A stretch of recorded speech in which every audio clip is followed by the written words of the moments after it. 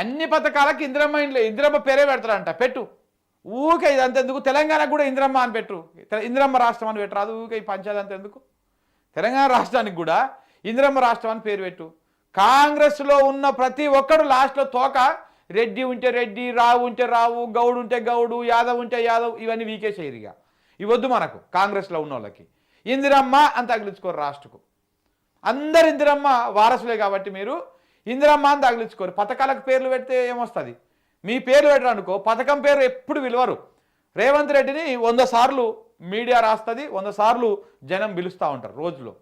So కాబట్టి అప్పుడు ఏం చేస్తారు? రేవంత్ ఇందిరమ్మ, రేవంత్ ఇందిరమ్మ, రేవంత్ ఇందిరమ్మ, ఉత్తమ్ ఇందిరమ్మ, అలాగనే కోమటిరెడ్డి ఇందిరమ్మ, ఇట్లా వాళ్ళ పేర్ల వెనకాల తోకలల్లా ఈ రెడ్డిలు వీకేసి ఇందిరమ్మ అని పెట్టుకున్నారు అనుకో, ఇక ఇంకా అద్భుతంగా ఉంటుంది. ఇందిరమ్మ పేరు చిరస్మరణీయంగా మిగిలిపోతుంది, చరిత్రలో కూడా ఉండిపోతుంది.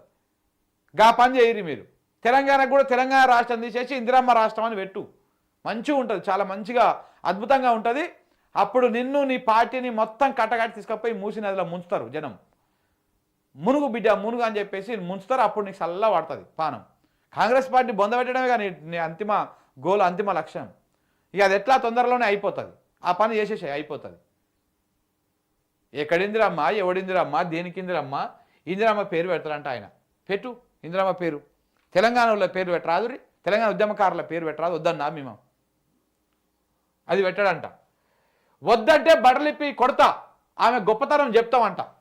కొట్టు, మేము వద్దంటున్నాం. తెలంగాణ సమాజం మొత్తం ఇందిరమ్మ పేరు అసలు అవసరమే లేదంటున్నాం. ఎంతమంది కొడతావో కొడుదురా బట్టలు ఇప్పి, ఎంతమంది కొట్టవో కొట్టు తెలంగాణ ప్రజలని. చివరికి నీకు అదే బట్టలు ఇప్పే ఫాంటసీ నీకు అయ్యిందాక ఇది ఇట్లనే ఉంటుంది. నీకు నీ కాంగ్రెస్ కార్యకర్తలకు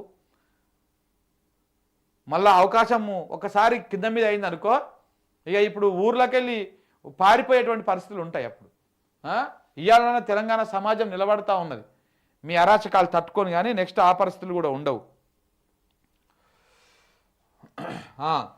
ఇప్పటికే 60,000 ఉద్యోగాలు ఇచ్చినామంట.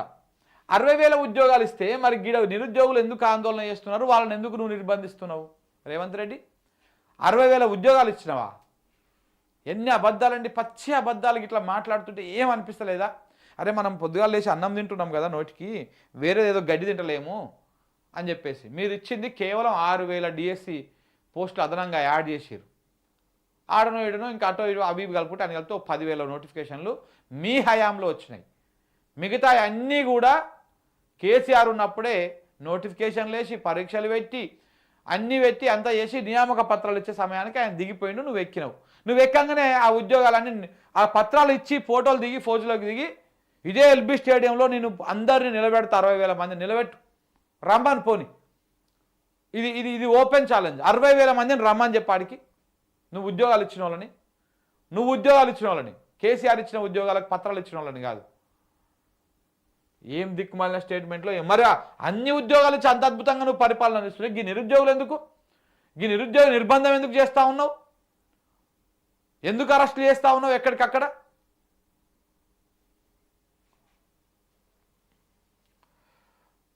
రైతు భరోసా ఇచ్చి రైతును రాజును చేసినాం. చెప్పినాం కదా మనం ఇంతకుముందుకు, ఏం లెక్కలతో సహా చెప్పినాం. రైతును రాజును చేసిండ్రా, రైతును బికారిని చేసిండ్రా అనేది. తెలంగాణలో రైతులు సంతోషంగా ఉన్నారు. మంచి పనులు చేసినా ప్రచారం చేసుకుంటలేము. అబ్బా ఆయమ్మనే, రైతులు సంతోషంగా ఉన్నారు. ఒకటి, ఏ రైతు సంతోషంగా ఉన్నాడో మరి సూచిటోళ్ళు పెట్టాలి మీరు. ఏ రైతు సంతోషంగా ఉన్నాడు తెలంగాణలో? రేవంత్ రెడ్డి సంతోషంగా ఉన్నాడు, రేవంత్ రెడ్డి కుటుంబం సంతోషంగా ఉంది. కాంగ్రెస్ వాళ్ళు బాగా ఫైరవీలు చేసుకొని సంచులు వెనకాల మూటలు వేసుకుంటున్న వాళ్ళు, పర్సంటేజ్ తీసుకుంటున్న వాళ్ళు సంతోషంగా ఉన్నారు. ఎవ్వరు సంతోషంగా లేరు. మంచి పనులు చేసినా ప్రచారం చేసుకుంటలేరంట. మీరు చేసిన మంచి పని ఏంటి చెప్పండి, ఒక్కటి చెప్పండి, ఒక్క కార్యక్రమం చెప్పండి మంచి పని ఏంటిదో. మంచి పనులు చేసినా కానీ ప్రచారం చేసుకుంటలేరు. మీరు చేసేది ప్రచారం మాత్రమే, మంచి పనులు కాదు. ఏం చేయకపోయినా చేసినామని ప్రచారం మాత్రమే చేసుకుంటున్నారు మీరు, మంచి పనులు ఏం చేసుకుంటలేరు. సోషల్ మీడియాలో యుద్ధం ప్రకటించండి. ఆల్రెడీ ఒక యుద్ధం ప్రకటించారు మీ కార్యకర్తలే, ఒక యుద్ధం ప్రకటించారు. ఆ యుద్ధం ఏంటో మీకు చూపిస్తా కండి, ఒక్కసారి ఇప్పుడే చూపిస్తా. మామూలు యుద్ధం కాదు, అద్భుతంగా ఉన్నది. సోషల్ మీడియాలో యుద్ధం ప్రకటించండి, మన యుద్ధంలో తుంకలై పోవాలి. సోషల్ మీడియాలో యుద్ధం ప్రకటించండి.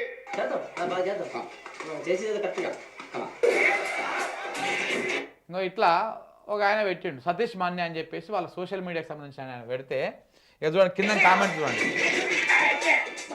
ఇగో సార్ మీరు చెప్పినదే ఎలక్షన్ కంటే ముందు చెప్పిన మాటలు మాకు ఇచ్చిన వాగ్దానాలు ఐడి కార్డులు ఇన్సూరెన్స్ కార్డులు ఇస్తామన్నారు, ఏమయ్యాయి సార్, ఏమైంది సార్, అధికారంలోకి వచ్చి కూడా 2 ఏళ్ళు కావస్తుందని చెప్పేసి కొంతమంది పెడుతున్నారు కామెంట్ల కింద. ఇక చూడండి వాళ్ళ సోషల్ మీడియా కార్యకర్తలే, వాళ్ళ సోషల్ మీడియా యాక్టివిస్టులే, కాంగ్రెస్ కార్యకర్తలే పెడుతున్నటువంటిది.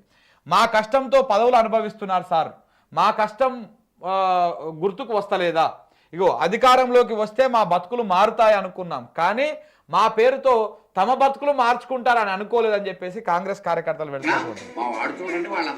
ఇగో ఇంకా కింద అధికారంలోకి వస్తే మా బతుకులు మారుతాయి అనుకున్నాం కానీ కష్టపడ్డ కాంగ్రెస్ సోషల్ మీడియా సైనికులది ఏది మీరు ఇచ్చినటువంటి గుర్తింపు ఎక్కడున్నది, ఇగో మా ఇన్సూరెన్స్ కార్డులు ఎక్కడ అయ్యా సతీష్ మాన్య గారు, ఏడ ఉన్నాయి మా ఇన్సూరెన్స్ కార్డులు, మా కష్టంతో పదవులు అనుభవిస్తున్నారు, మా కష్టం గుర్తుకొస్తలేదా, ఇదెక్కడి న్యాయం, కష్టం మాది సుఖం మీద. ఇగో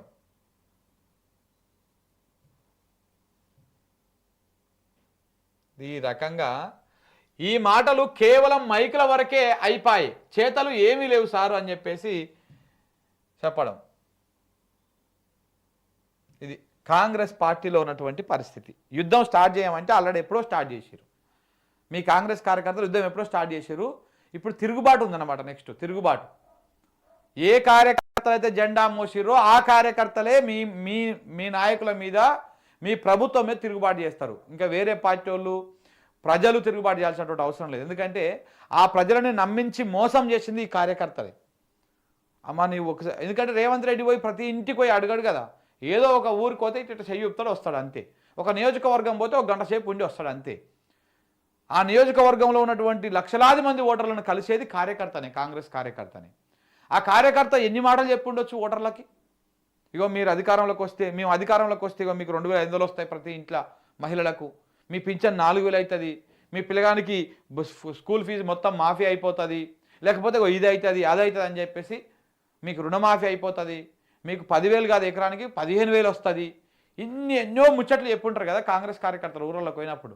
మీకు ఇందిరమ్మ ఇల్లు వస్తుంది, ఇట్లాంటివన్నీ చెప్పుంటారు కదా. ఇప్పుడు అవి ఎక్కడ కూడా ఒక్కటి కూడా నెరవేరకపోయాయి. ఇప్పుడు ఆ కార్యకర్త పరిస్థితి ఎందుకు ఊర్లో ఉన్నట్టు అనేది, ఆ వాడకోవాలంటే ముఖం చూపించుకునే పరిస్థితి లేదు. కండువా వేసుకొని మెడలో పోతే సిగ్గిలేదా ఇంకెళ్ళి మళ్ళీ వచ్చిన ఇటు సైడ్ అంటున్నారు ఊరల్లో. మనం ఒక సర్వే కూడా చేయించుకున్నారు కాంగ్రెస్ వాళ్ళు, ఇంకెప్పుడు దిగిపోతాడు సారీనా రేవంత్ రెడ్డి, ఇంకెన్నాళ్ళు ఉంటాడు నాయన అని అడుగుతున్నారు ఊళ్ళలోకి పోతే. ఇగో ఈ పరిస్థితి ఉన్నది. రేవంత్ రెడ్డి పరిపాలనలో తెలంగాణ పల్లెలలో ఉన్నటువంటి అభిప్రాయం ఈ రకంగా ఉన్నది. కార్యకర్తలు ఆల్రెడీ యుద్ధం స్టార్ట్ చేసిర్రు. ఇప్పుడు ఇంకా ప్రభుత్వం మీద తిరుగుబాటు మిగిలి ఉన్నది, అది కూడా తొందరలోనే జరుగుతున్నది. మొన్ననే మీ ఎమ్మెల్యే కార్యకర్తనే, ఆయన కూడా మీ ఎమ్మెల్యే మీ ప్రభుత్వం మీద ఏ రకంగా యుద్ధం స్టార్ట్ చేసినో మీరు చూసిరు కదా. ప్రభుత్వంలో మొత్తం ఆంధ్ర కోవట్లు, చంద్రబాబు కోవట్లు ఉన్నారు. బనకచర్ల ఆపమంటే ఎందుకు ఆపుతారు?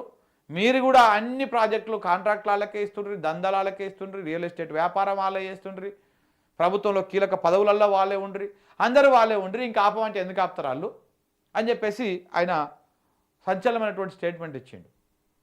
ఆల్రెడీ తిరుగుబాటు మొదలైంది, ఇంకా ఉన్నది కూడా, ఇంకా ముంగలపట్టి కాంగ్రెస్ కార్యకర్తలు తిరుగుబాటు చేస్తారు. కావాలంటే చూడండి మీరు.